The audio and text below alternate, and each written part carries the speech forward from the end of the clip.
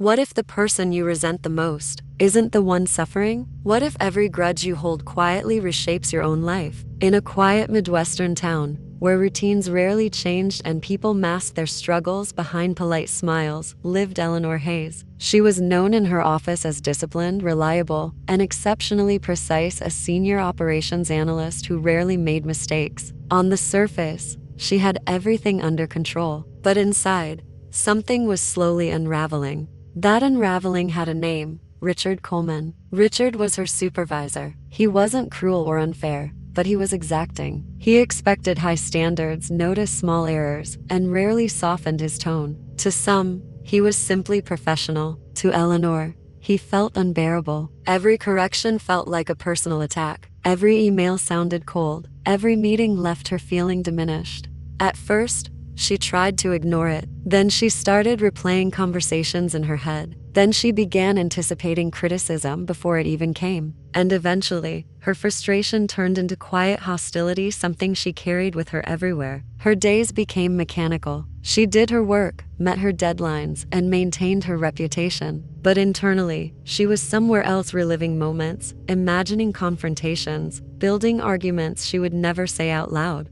At night, sitting alone in her apartment, the silence only made things louder. Her thoughts grew sharper, more intense. She started imagining ways to win, ways to make Richard feel what she felt. But imagination wasn't enough anymore. She wanted something real, something final. One evening, after a particularly tense performance review, Eleanor sat by her kitchen window, staring into the dark. And for the first time, a dangerous clarity settled in her mind. What if she could bring him down slowly, without anyone ever knowing? The thought disturbed her, but it also gave her a strange sense of control she hadn't felt in months. A few days later, she found herself driving to a small wellness clinic on the outskirts of town. It was run by Dr. Adrian Voss, a man known for his unconventional approach and quiet insight. When she sat across from him, she didn't hide behind politeness. "I need something," she said, her voice steady but tense. "Something that works over time." Without raising suspicion,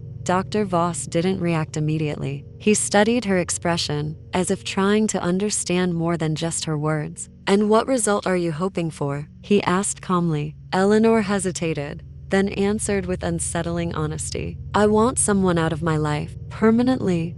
There was a long pause. Then, instead of refusing or questioning her further, Dr. Voss reached into a drawer and placed a small vial on the table. "I can give you something," he said, "but it only works if you follow one condition." Eleanor leaned forward slightly. "What condition?" "You must change your behavior toward this person completely," he said. "Be respectful, cooperative, even supportive. Build trust. If you don't, you risk drawing attention." The instruction felt almost absurd. Kindness was the last thing she wanted to offer, but the logic behind it was clear. If she wanted her plan to succeed, she had to appear harmless. She agreed. The next morning, something shifted, not in how she felt, but in how she acted. For the first time, she greeted Richard without tension. "Good morning, Mr. Coleman." He looked up, slightly surprised. "Good morning, Eleanor." Throughout the day, she stayed composed. She listened carefully in meetings instead of reacting defensively. She asked clarifying questions instead of silently resisting. She even offered help where she normally would have stayed distant.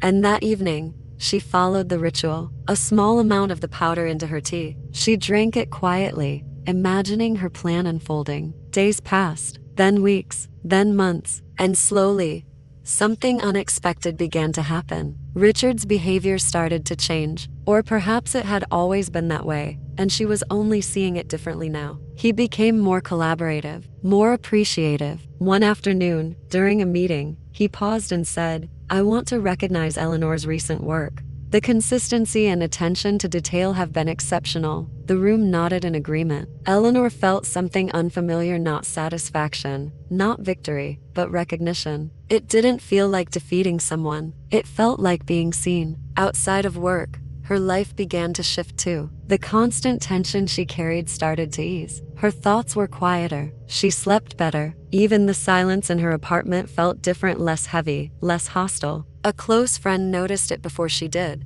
"You seem lighter," she said one evening over coffee. Eleanor didn't know how to respond, because she wasn't sure when that change had started. Until one night, sitting alone with the same cup in her hands, a realization hit her, not about Richard, but about herself. If this had been working all along, then what had she been doing to her own body? A sudden wave of fear rushed through her. Every night, she had been drinking that mixture. Every night, believing it was something harmful. The next morning, she drove straight back to Dr. Voss. This time, there was no composure, no restraint. "I need you to stop it," she said urgently. "I don't want to go through with this anymore." Dr. Voss looked at her calmly. "What changed?" Eleanor took a breath, her voice softer now. "He's not who I thought he was, and I'm not who I was becoming. I don't want to destroy him. I just want this to end." Dr. Voss gave a faint, knowing smile. "There was never any poison," he said. Eleanor froze. "What do you mean?" "The substance I gave you was completely harmless," he explained. "The only thing harming you was your resentment."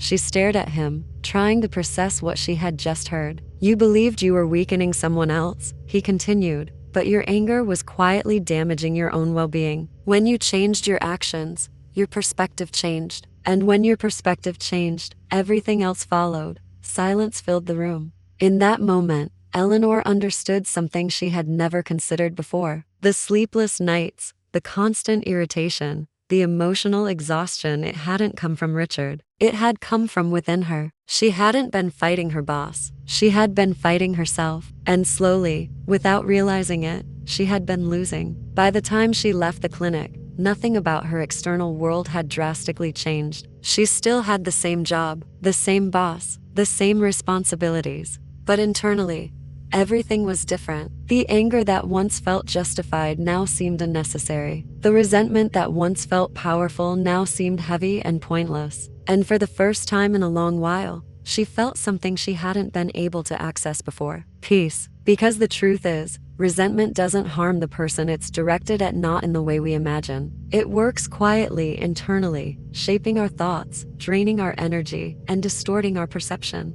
It convinces us we're in control, while slowly taking control away from us. Eleanor never needed to defeat her boss. She never needed revenge. All she needed was to stop poisoning herself. So before you hold on to anger, before you replay that conversation one more time, before you let resentment take another piece of your peace, ask yourself one simple question. Are you trying to hurt someone else? Or are you quietly hurting yourself?